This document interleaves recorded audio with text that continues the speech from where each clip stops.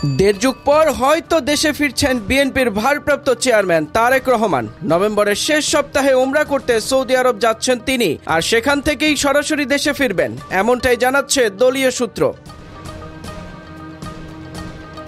তার দেশে আসাকে ঘিরে ঢাকায় চলছে ব্যাপক প্রস্তুতি। রাজধানীর নয়াপল্টন থেকে গুলশান পর্যন্ত দলের কেন্দ্রীয় কার্যালয়, চেয়ারপারসন অফিস আর বাসভবন সব জায়গাতেই চলছে সংস্কার, রং তুলির ছোঁয়া আর সর্বোচ্চ নিরাপত্তা নিশ্চিতের চেষ্টা।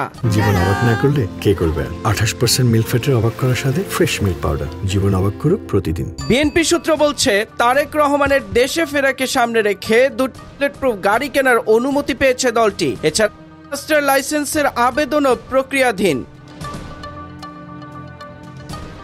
দলের আইন বিষয়ক সম্পাদক ব্যারিস্টার কায়সার কামাল বলেছেন, তারেক রহমানের দেশে ফেরা নিয়ে আর কোনো আইনি বাধা নেই। সব মামলায় তিনি খালাস পেয়েছেন। জরুরি অবস্থার সময় দায়ের করা মামলাগুলোও বাতিল হয়েছে। তবে নিরাপত্তা নিয়ে উদ্বেগ জানিয়েছেন তিনি। বিএনপির নিরাপত্তা উপদেষ্টা মেজর জেনারেল অবসরপ্রাপ্ত ফজলে এলাহি আকবর মনে করেন, দলের নিজস্ব নিরাপত্তা বাহিনী যথেষ্ট নয়, রাষ্ট্রীয়ভাবে নিরাপত্তা দিতে হবে।